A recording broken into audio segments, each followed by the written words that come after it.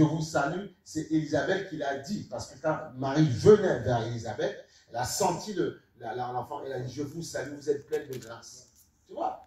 Donc, on n'a pas dit qu'il fallait prier comme ça.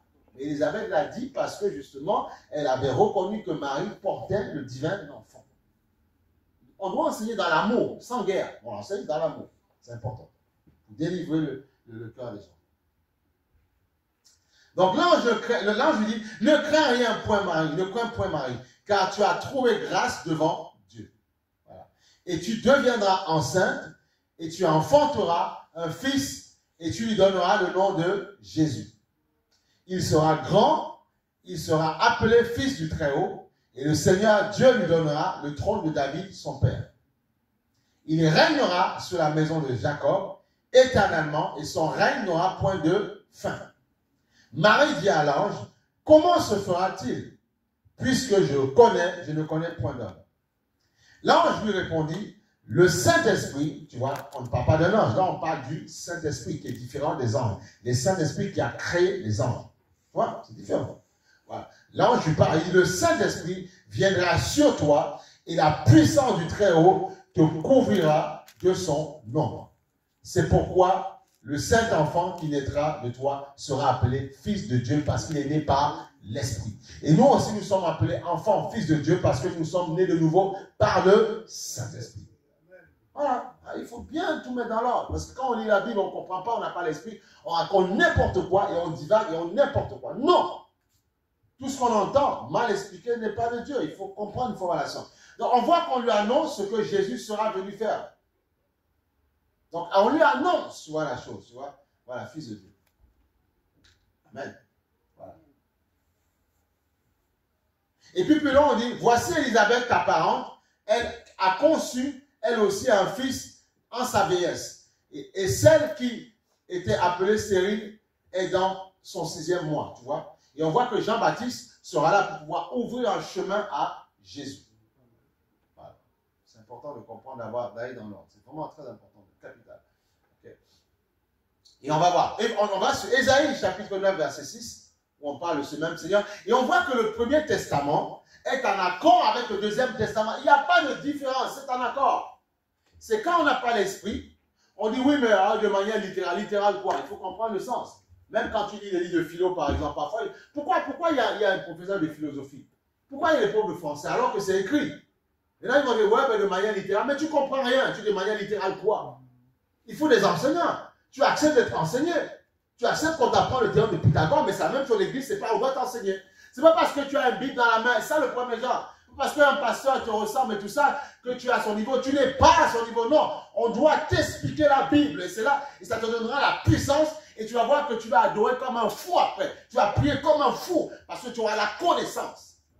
Il faut d'abord la parole. Et quand je chante parce que je chante par la révélation de la parole. Et la personne ne peut arrêter mon chant, ma prière, parce que je chante celui qui m'a aimé, celui qui m'a transformé. Amen. Et ton chant et ta prière a une autre dimension. Tu n'es plus comme un glaçon. Tu n'es plus frigide, comment on dit? Frigide. Tu es, frigide, tu vois. Mais tu es bouillant, tu es zélé, parce que tu as la connaissance de Jésus.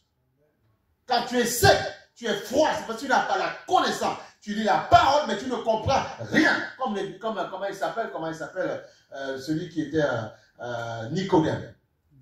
Tu lis la parole, mais tu n'as pas la révélation. Il faut la révélation de la parole. Là, tout sera bien. Amen. Amen. Il faut la révélation, il faut le réma. Ésaïe chapitre 9, verset 6, il dit ceci.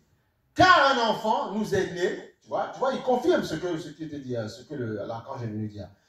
Nous est né, un fils nous est donné et la domination reposera sur son épaule. On l'appellera admirable conseiller, Dieu puissant, Père éternel, prince de la paix. Tu vois, c'est ça. Un enfant nous est né, ok? Et on peut dire que l'ange, mais comment il se contredit, puisqu'il dit, son père, voilà, donnant la domination, notamment Dieu. C'est pour ça que beaucoup ne comprennent pas. Oui, mais Jésus, c'est qui? C'est Dieu, c'est le Père, on ne comprend pas. Au nom du Père et du Fils, on ne comprend pas. Tu vois? Alors que non, Jésus est Dieu. Sauf que Dieu s'est manifesté en trois personnes, en tant que Père, en tant que Fils, en tant que Saint-Esprit. Voilà. Pour mieux s'approcher de nous. Voilà. Il dit, car un enfant nous est né, un fils nous est donné, et la domination reposera sur son épaule. La domination. C'est-à-dire qu'en lui, tu peux t'appuyer pour dominer sur les démons. On l'appellera admirable conseiller. Tu vois, Dieu puissant. Cet enfant-là. Donc, juste avec ce passage-là, on voit que Jésus est Dieu. Amen. Amen. Ben oui, Jésus est Dieu. Ah oui. On l'appellera admirable conseiller, Dieu puissant, Père éternel, prince de la paix. Voilà. Melchisedec, prince de la paix. Voilà. Et on voit que celui dont Abraham est allé adorer quand il y avait la dîme du butin de la guerre, Melchisedec, on voit que ça, c'est ça. C'était juste à préfigurer uniquement Jésus-Christ, c'est tout. Voilà. Eh oui, eh oui, eh oui, eh oui. C'est qu'il faut la connaissance. Il faut la connaissance. Donc, tu vois, donc on dit que cet enfant viendra nous apporter la domination. Il est Dieu. Donc, quand tu parles de Jésus, quand tu adores Jésus, tu adores Dieu. Et tu adores Dieu, pourquoi? Celui qui a tout créé. Celui qui t'a créé avec ta couleur de peau, avec ton origine, ta culture, ton pays, tu adores lui. Mais écoutez, les gens, on ne comprend pas. Regardez comment la vie des gens est stoppée à gauche, à droite. Parce qu'on ne comprend pas que la vie dans laquelle nous sommes, c'est Dieu qui l'a voulu. Donc, allons questionner Jésus. Arrêtons de nous appuyer sur nous-mêmes. Arrêtons. Lundi prochain, tu dis, mon travail, mon boulot. Mais ton boulot, tu peux le perdre. Tu peux tout rater. Tu peux tout perdre. Tout peut s'arrêter. Tu peux avoir... Alors, bien aimé, c'est bien, il faut avoir des projets. Ok? Il faut vouloir travailler. Il faut vouloir faire du business. C'est bien, faire de l'argent, chercher l'argent. C'est bien. Oui, il n'y a pas de problème. Mais dis-toi, la question, pourquoi tu cherches de l'argent? En fait, c'est pour payer tes factures. Pour payer ta télé, payer ta voiture. Ben oui, c'est pour ça. Payer tes amis. Eh oui.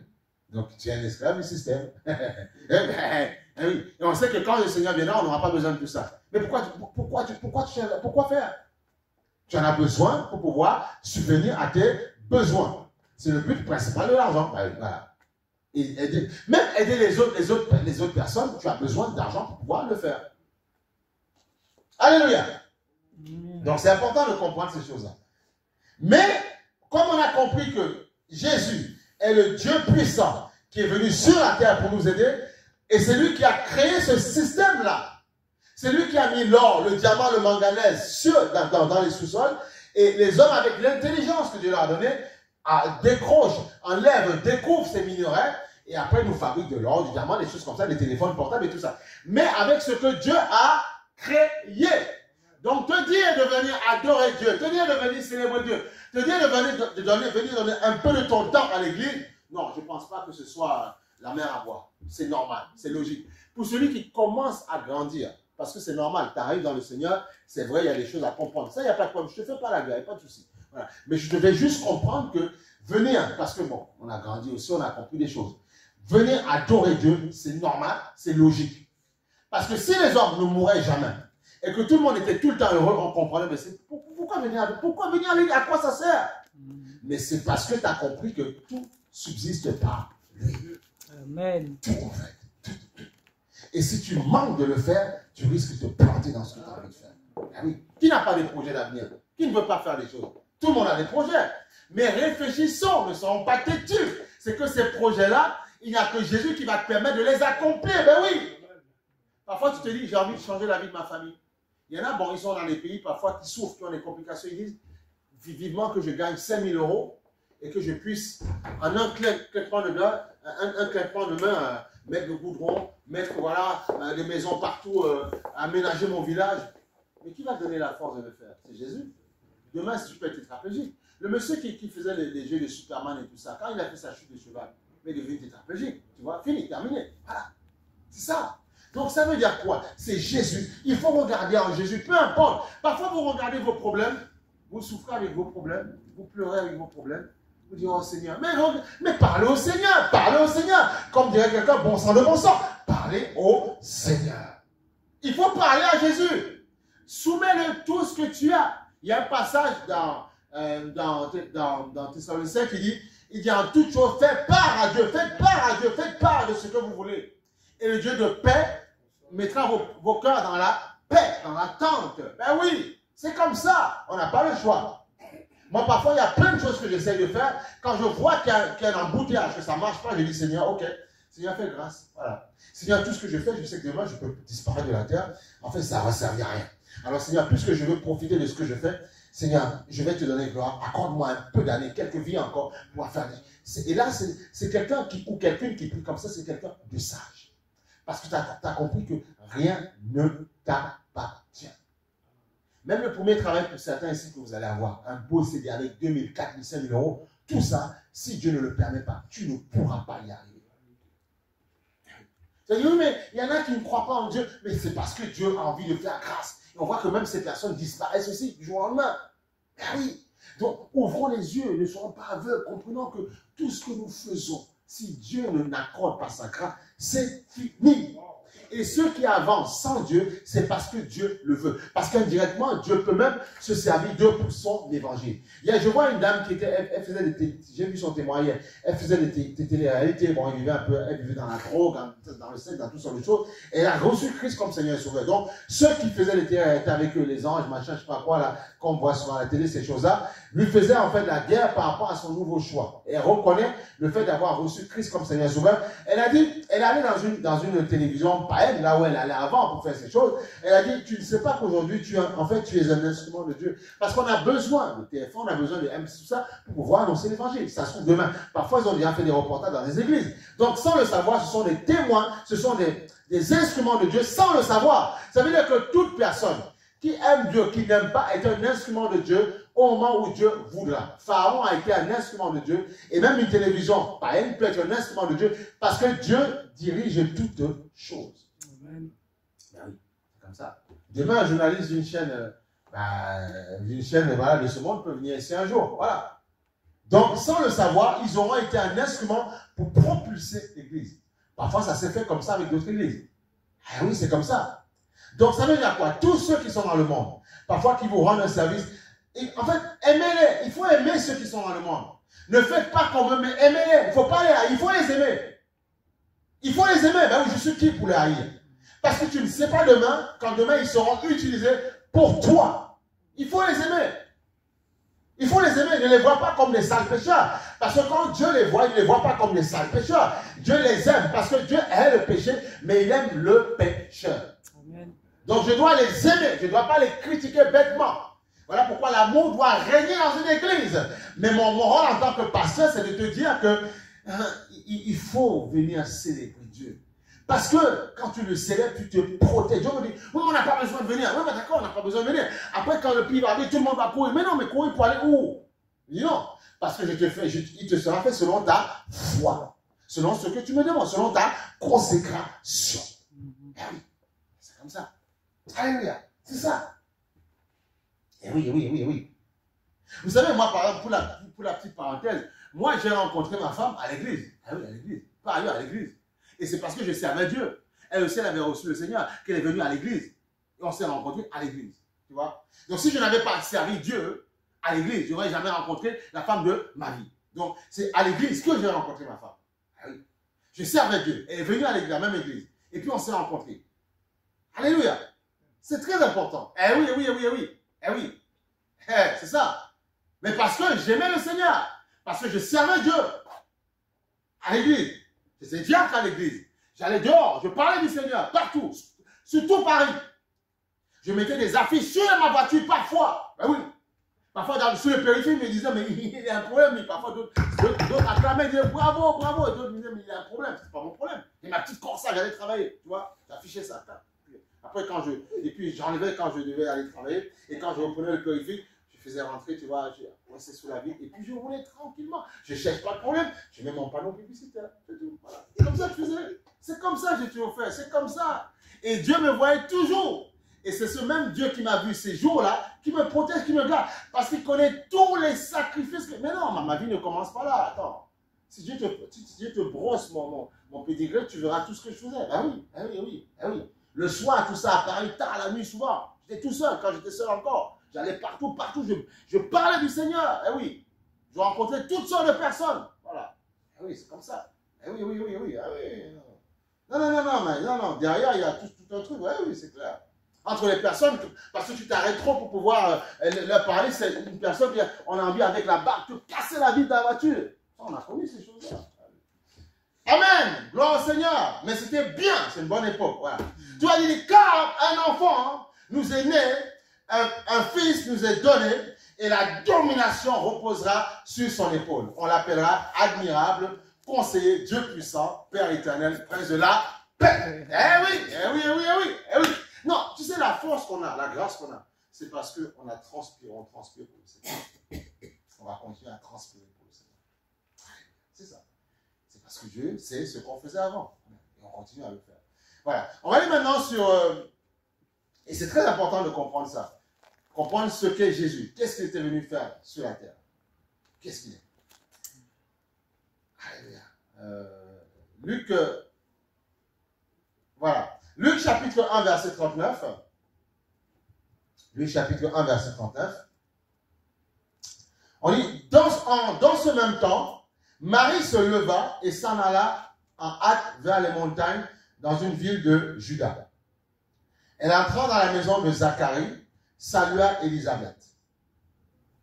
Dès qu'Élisabeth entendit la salutation de Marie, son enfant, tressaillit, tu vois, dans le sein, et elle fut remplie du Saint-Esprit, tu vois.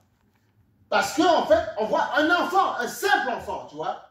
Il a commencé à... On voit que Jean-Baptiste a reconnu que c'était son maître, son Seigneur qui était dans l'autre monde. Et on dit que Élisabeth a été remplie du Saint-Esprit. Et la Bible nous dit que Jésus dit, je prierai le Père, il vous donnera le Saint-Esprit. Mais on voit que juste à la venue, au contact d'une femme, face à un, comment on appelle ça, au contact en fait d'une femme enceinte, tu vois, elle est remplie du Saint-Esprit. Ça veut dire, alors que Jésus dit, je prierai le Père, il vous enverra le Saint-Esprit. Mais on voit qu'un seul bébé sans prière permet à une personne d'être remplie de l'Esprit. Donc ça te démontre que c'était réellement Dieu qui était dans le ventre de Marie. Si tu comprends. Mais pendant qu'il est dans le ventre de Marie, il arrive à être au-dessus des cieux. Il arrive à être assis dans les cieux aussi. Tu vois? Parce que si, effectivement, on sait qu'un président, par exemple, quand il voyage, il ne peut pas être omniprésent, omnipotent. Il va mettre des ministres qui vont gérer pour lui. Mais Dieu a la capacité d'être en même temps dans le ventre, en même temps en train de régner là-haut. C'est ça Dieu. C'est ça sa puissance. Et c'est ce que beaucoup de religieux ne comprennent pas. Ils ne comprennent pas ça. Comment Dieu peut rentrer dans le ventre de quelqu'un? Comment Dieu peut lui-même aller mourir sur la croix? C'est pas possible. C'est plutôt un prophète. Ça veut dire quoi? C'est normal qu'ils ne comprennent pas. C'est normal. Ne le faites pas la guerre. C'est normal. À toi, on t'a fait la grâce de le comprendre ça. Parce qu'il est Dieu. Je leur dis souvent, si Dieu dit, oui, Dieu ne peut pas enfanter, Dieu ne peut pas avoir d'enfant, Dieu ne peut pas avoir un fils. Je dis, mais si toi, tu es capable, toi, d'avoir un enfant, alors que tu n'es qu'un humain, si Dieu qui t'a donné la capacité de te reproduire ne peut pas avoir un enfant, il y a un problème. Il y a un problème. Donc, il n'est pas tout puissant. Non, ici, il est tout puissant. C'est là où on a un problème avec les religieux. Voilà, on leur dit non, déjà rien que par ça, je ne peux même pas rentrer dans vos trucs parce que vous me démontrez, vous limitez la puissance de Dieu. Il dit non, Dieu ne peut pas s'enfanter, il peut le faire parce qu'il est Dieu. S'il t'a donné ce don, ça veut dire que ce don est dans lui. Donc il peut donner à quelqu'un. Ne vous laissez pas égarer par toutes sortes de choses. Je n'ai pas besoin. Mais tu peux venir avec toutes sortes d'artifices religieux. J'ai mes amis de tous bords, mais ça ne m'atteint pas parce que vous diminuez la puissance de Dieu sans le savoir. Et c'est pour ça que les gens ont autant de problèmes. Ils pensent qu'ils croient en Dieu, ils l'appellent comme ils veulent, mais ils ont toutes sortes de problèmes parce qu'ils limitent la puissance de Dieu. Ils limitent la puissance de Dieu. Ah oui. Non, mettez Dieu à sa place. Il est tout puissant et il peut faire de grandes choses. Il peut faire des miracles. Il peut faire de grandes choses. Et on va aller maintenant dans Colossiens chapitre 2 verset 9. Colossiens chapitre 2 verset 9. Amen. Ça va tout le monde, ça va les cas, ça se recadre bien. Il faut être structuré dans la tête. Si vous êtes structuré, ça va aller. Il faut être structuré dans la tête. Il faut accepter la parole, comprendre la parole. Il faut être structuré. Vous allez voir des grandes choses se faire. Colossiens chapitre 2 verset 9. Il dit ceci, car en lui habite corporellement toute la plénitude de la divinité. En parlant de Jésus, tu vois. On va même aller dans le verset 8 pour pouvoir mettre dans le contexte. C'est vraiment important. Il dit dans Colossiens chapitre 2, verset 8, il dit, prenez garde que personne ne fasse de vous sa proie. Tu vois? Eh oui, dans toutes sortes de systèmes religieux. Par la philosophie et par une vaine tromperie s'appuyant sur la tradition des hommes. Voilà, tradition, la culture et tout ça. Ceux qui aiment adorer les morts, adorer les ancêtres, adorer tout ça. Moi, je dis aux gens, écoutez, j'ai pas de problème. Mon père et mon père ou mon grand-père, ceci, je suis charnellement, j'ai leur sang en moi. Donc, je ne peux pas dire que je ne viens pas d'eux, ok? Mais adorer quelqu'un, un ancêtre, il y a un problème, puisque c'est Dieu qui est le Père de tous. Pourquoi adorer celui qui est décédé, tu ne sais même pas dans quel compte, tu ne sais même pas où il est, alors que c'est Dieu qu'il faut adorer. Je vais honorer la mémoire de ceux qui sont partis avant moi, ok? Je vais honorer leur mémoire, vivre avec leurs souvenirs, mais je ne peux pas les adorer. Ok? Vous comprenez? Il faut comprendre ça. Okay? Donc c'est très important. Il faut avoir l'équilibre. Voilà pourquoi quelqu'un qui adore les ancêtres, tu ne vas pas en guerre avec lui, tu dis, écoute, honore son souvenir dans ton cœur, mais tu ne vais pas l'adorer. Je ne vais pas le prier. Non, ça n'a pas de sens de faire ça. Ok? Parce que c'est quelqu'un comme toi qui a souffert, quelqu'un comme toi qui cherche le chemin. Donc tu ne peux pas. Les deux aveugles ne peuvent pas se guider. Il dit non, mais ils sont sortis du corps, ils sont angélisés. Tu en sais quoi? Mais non, tu en sais quoi? C'est vrai que les gens ont copié le passage où le Seigneur dit quand on sera semblable aux anges quand on n'est plus dans ce corps. Mais tout dépend du choix que tu as fait sur la terre. Ah oui, c'est ça le problème aussi. Est-ce que je serai semblable à un esprit démoniaque ou un esprit. Voilà, bref, voilà. Donc c'est ça. Donc prenez garde que personne ne fasse de vous sa proie par la philosophie et par une vaine tromperie s'appuyant sur les traditions des hommes, sur des rudiments du monde et non sur Christ. Tu vois? Voilà. Car en lui habite corporellement toute la plénitude de la divinité. Donc en Christ, on a tout. En Christ, on a Dieu. On a la création en Jésus-Christ. Donc oui, le divin enfant est né et on voit que, on va voir plus tard qu'il s'est dépouillé. Il fallait qu'il se dépouille pour toi. Parce que s'il descendait sur la terre avec toute sa gloire, tu ne pourrais pas prendre de gloire. Il fallait qu'il se déshabille, qu'il se mette à ton niveau pour te ramener à lui. Ok? On va le voir. C'est important. C'est important. Il faut que tu sois enseigné correctement.